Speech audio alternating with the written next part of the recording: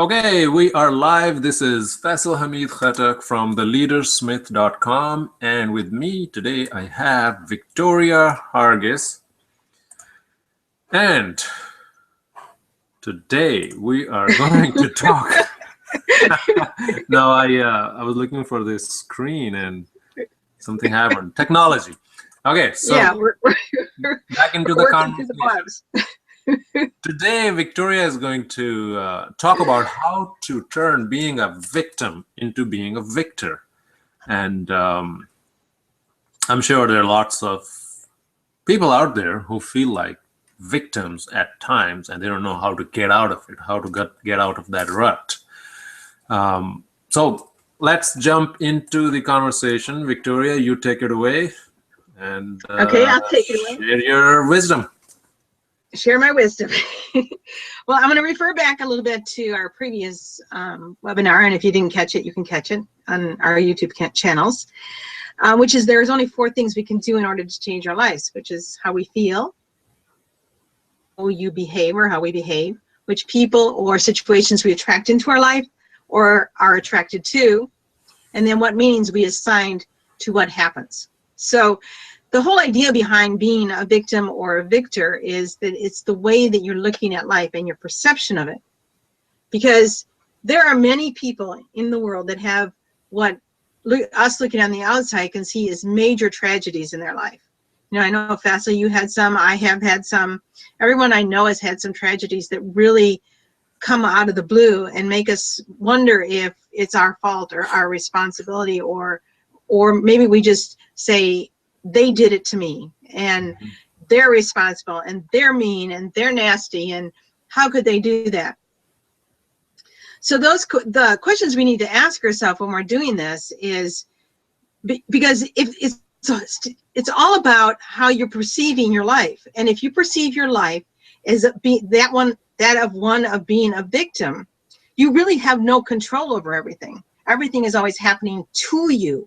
You have no control. You have no ability to make changes in your life, because who knows if a bus is going to come out of nowhere and hit you and send you to the Netherlands. You know, it's like you don't know what's going to happen to you. So if you are constantly looking out there as what's going to happen next, or why is this always happening to me, and why is it my fault, and why is, all that kind of stuff, you're always going to be living in the victim mode and not in living a life where you can choose and make choices that are going to bring you into a life that you actually want to live. I know we've talked previously, Faisal, on the things that we grew up in our lives and how we were taught, and our values and our preconceptions of what life is supposed to be like and how we are supposed to be living it. And the same is true for victim versus non-victim. Most of the people live their lives as victims. They feel like life is done to them. They don't get the promotion because the boss hates them. They don't get the fancy car because they can't make enough money, because nobody will appreciate who they are. Or maybe they feel like they aren't worthy enough to actually get that. As long as they stay in that kind of mode and that kind of perception, they will have the life that life deals out to them, because what you think about causes you to feel a certain way, which then creates the reality outside of yourself. And the reason that you can be assured that that's true is the fact that 2 people can experience the exact same thing and yet come away with 2 radically different feelings about it. For example, as you know, Faisal, that I lost my son when he was 13 after he had battled a disease for a long time. And I looked at his life as a gift, and I was, which is going to sound kind of strange for anybody that hasn't been through this, I looked at his entire life as a gift. And I looked at his death as a gift also. Because his death, by the time he was 13, knew who he was, first of all. And he never looked at it as people were doing things to him. He always looked at it as he was creating this life. And he taught me so many different things along the way. So I could have, at the time that he died, just fallen apart and said, that's it, my life's over, and lived the rest of my life feeling like that, and feeling like I had to live in memory of him and being sad all the time and not enjoying life and not going out there and creating things. And it's true that you have to go through the grief. And I did for a long time. I went through the grief. And then at one point I woke up and realized that this is not the life that I want. Okay. I loved my son. I took care of him as well as I could have when he was alive. I am totally 100% sure that he's safe wherever he is, because we're all part of the same thing. So by feeling sad and guilty and like I had done it wrong and that life was crap, I stayed stuck. I couldn't move beyond it.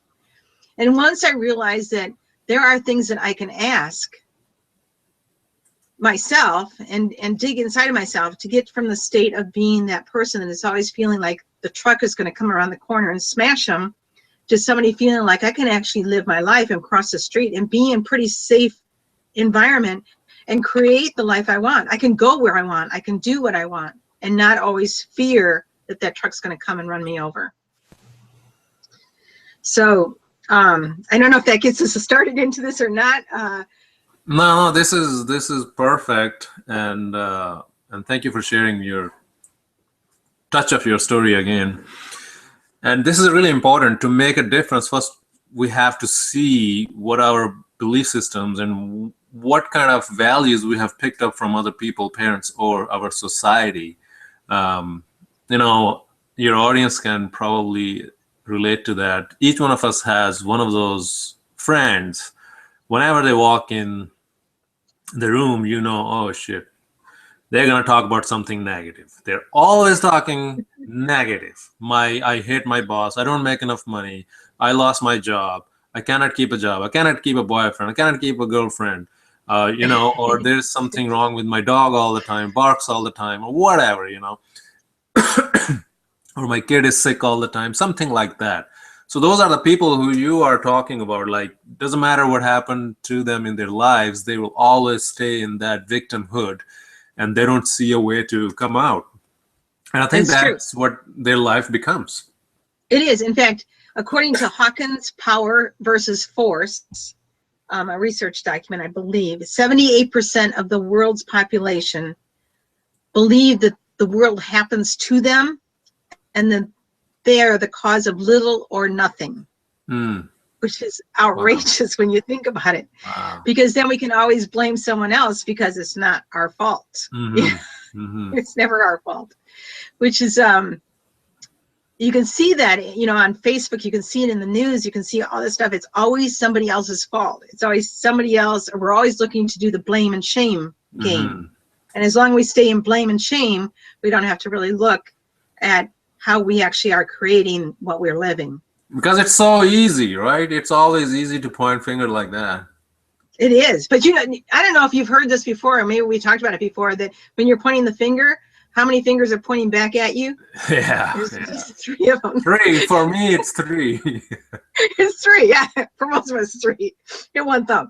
So it's there are ways and questions that you can ask that would change the way you think about it. But let's talk first about the questions that you might be asking if you're a victim, because you probably are saying, if you're on this call, because I would have said that I'm not a victim. I would have said that my whole life. Some of the questions that might help you understand what we're talking about is, how could this have happened to me? Or what have I done wrong?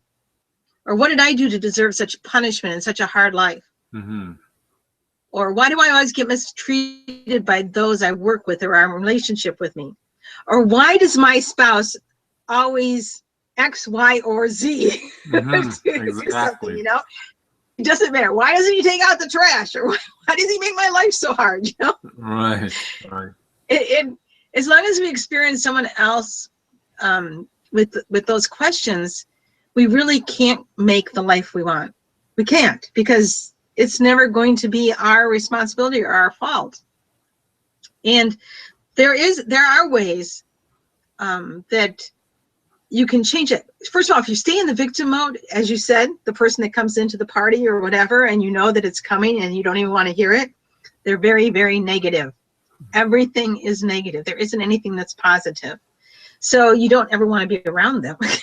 So their friends are probably Get rid of them. Get rid of them. So, so some more signs of victim mentality are if you say you can't help it, or they made me do it, which is a good one. I always said that when I was a kid. Yeah, they told me to do it. They tell me to do it. It's not my responsibility. Or this is one that's kind of sneaky, an unwillingness to make a decision so you don't have to be responsible. So how often do we procrastinate and not make a decision about something in our life because if we make that decision, we're going to be held to it probably. This is another really big one that happens a lot is he made me mad. How many times have we either I've said it, I know, and I know other people have said it, and I've had that experience just recently where somebody said that somebody else made them mad, and I'm like, thankfully I'm at the point where I realize that no one else can make you angry or sad or happy or anything else. They're your emotions and you feel them, and you are responsible for whatever emotions that you are feeling at the time. If you don't like the emotions you're feeling, figure out why you're feeling them so that you can actually work through that whole scene from your past, which we talked about earlier in a different webinar, so you can work through it and not relive it over and over and over and over again, because you're reliving that same event that made you angry when you were a kid or feel like you were abandoned or whatever it was that's underneath the anger. You're reliving that every single time that someone makes you angry, which as you know, they can't. Well, so if you want to keep reliving it, you know, stay in that mode. Well, that's a great point. It's yeah, I mean, I have been there before. You know, that somebody did something and I got mad and I'm like, oh, because of them, I'm, you know, feeling shitty now and I'm angry and frustrated. But what I have learned, just like you yourself, is it's not what other people do or say, it's our reaction to them. That's what, you know, puts us in frustration. It's how we react to what other people do. It is totally 100%. And the whole thing about the pain doesn't really come from that. The pain comes from you resisting looking at what's happening and changing it. So as long as you are in resistance to changing that, and I don't like to think of them as positive or negative. I like to think of them as resourceful or non-resourceful reactions. So if it's resourceful and gets you where you want to go, great. If it's non-resourceful and it just puts you in that stew of emotions, it doesn't bring you anywhere, it doesn't take you anywhere, it doesn't teach you anything, then it's just a waste of time. And as long as you resist looking at that, you are going to be in pain. So there are questions that we can ask ourselves, however, if we want to start living a life of taking responsibility for our feelings, our emotions, our reactions and responses. Or in other words, there are questions that you can start asking yourself that will actually turn you into a victor and rather than a victim. And we all want to be victors in our life, not victims. We all want to be victors in our life and have the life that we really want to live. So if you start asking yourself some healthy and responsible questions and tough questions that are going to be tough, and it might take you a couple days to get through some of these, if not longer, because some of them have taken me a few months depending on the situation. So one of the questions is, what can I learn from this experience, this bad experience? What can I learn from it? What is it trying to teach me? Another one is, how can I choose to respond to the situation that will bring healing into my life? And if you believe in God, which, you know, creator, however your God is, your God could be many different things. How can I respond in a way that would draw me closer to God by letting him help me get through it and heal that part of me? So there's lots of different questions you can ask that will actually help you get to the root of what actually is going on there. Because even if somebody cuts you off in traffic, you know, and I know I've had responses like that, you know, I use the word at the other driver, but at the same time, it's like, they really didn't do anything to you. You got angry because you got maybe scared. you know, because they cut you off, or maybe you were trying to get off on an exit and they weren't letting you through, you know, but it's your feeling of, is it maybe impotence, or your feeling that you can't possibly, you're not being seen, or you're not worthy enough, or you don't have the right to drive like everyone else does. So somewhere underneath the external part of being angry at that driver that cut you off is the wound that you need to heal. Mm-hmm. And healing those wounds helps you turn into a victor. Awesome. So basically, it's going back to your wounds, doing the inventory for the past years. You know, what happened, what kind of bad or good incidences happened, and just, you know, dealing with them, dealing with the past. Lots of people say that, they use that term, like you got to deal with the past and don't let it deal with you on day-to-day basis. You shouldn't. But the thing that's about that, and I just want to talk a few minutes about, you know, I thought I had dealt with everything in my past. I mean, I really, it's like my parents were pretty much not my parents. I mean, they were there, but kind of absent. And my father was pretty abusive.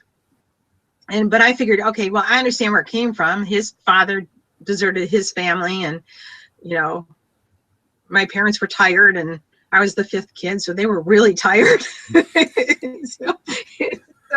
So I just assumed that, you know, this is just the way it is. Mm-hmm. So when I grew up, it was like, okay, fine. You know, I didn't have a great father-daughter relationship. I didn't have a great mother-daughter relationship, but, you know, I'm good. I got my eyes, my ears, my nose, my mouth, you know, my hands, my feet. I can make a go of it myself. I don't need to deal with any of that. I can just walk away from it. Well, come to find out, you can't just walk away from your wounds. I wish you could, Mm-hmm. but they come with you. And even if you don't have the memories of a lot of the information or the wounds that you have, you might not remember where it came from. You can still choose to feel the feeling and then choose a different behavior that gets you a different result. In other words, if someone makes you angry, you can spend a few weeks being angry at them and avoiding them and cussing them out every time you don't, you know, they come around, and not wanting them invited to anything. Or you can sit there and figure out, okay, this person, when that happened, I felt not seen, or I felt not heard, or I felt not worthy. And then it doesn't matter if you have the memory of it as a child, because I don't have a lot of my memories. It doesn't matter, because what I can do at that point is really think about what being unworthy is. Am I really unworthy? You know, you're going to come to the point where you realize, no, you're not. You're a child of God, first of all. You can't be unworthy. That's impossible. You know, you can be, you know, like unseen, you know. Well, what can I do to change my behavior so I become more seen? And that was a big one for me. I wasn't seen my whole life. Mm-hmm. And then, as Faisal knows, I actually learned how to speak in public when I was afraid to even say my name in public in a group. I would avoid networking groups at all costs. And I had a business where I had to network with people, and I hated it with a passion. And I chose to learn how to conquer that fear and choose a different behavior than the one I had. And every person comes to a point in their life where they face a decision, and you come to multiple points of this, where there's a real decision that you have to make, and whatever way you decide is going to determine how the rest of your life goes. And you get offered these decisions often in your life, and you know them, you'll know them. And for example, when I was back about 7-8 years ago, I was still afraid of speaking in public. And I went on a retreat to Texas. And in the middle of a long fire walk, which was a little scary, 850 degrees. Wow. In the middle of that fire walk, I confronted my fear of speaking in public and determined that I would not live like this the rest of my life. And now, less than 7 years later, I went through the Speaker Academy and I learned how to speak. And now I can present to anyone. I do not fear standing in front of 1,000 people and speaking. So anything that's happened in your life, you can heal as long as you're willing to look at it and take responsibility for the behavior. I had to face the fact that I was terrified of speaking. I had to face the fact that standing up in front of a group was scary every month until I conquered that fear. And then, you know, it's just like, if you take it as baby steps, and what's one little thing I can do to move me towards the point where I am responsible for me speaking in public, what's one little thing I can do? Maybe I can't go out on the stage today, but I can write a speech, or I can, you know, practice the presentation, or I can, you know, learn how to smile so people know what I'm thinking and feeling. There's so many different things you can learn to do that will bring you closer to living your life abundantly and with purpose and passion. I think it's all about becoming real with yourself, and then everything becomes easier. It does. It totally does. And taking responsibility for that realness. Like I just kept saying, I'm an introvert. I don't speak in public. I'm an introvert. I don't like that kind of thing. That's who I am. That's my personality trait. And it's like, that's bull hockey. I'm sorry. You can learn to do just about anything you want to do if you make the decision to do it. You know, that's really what it comes down to. Awesome. So what's next?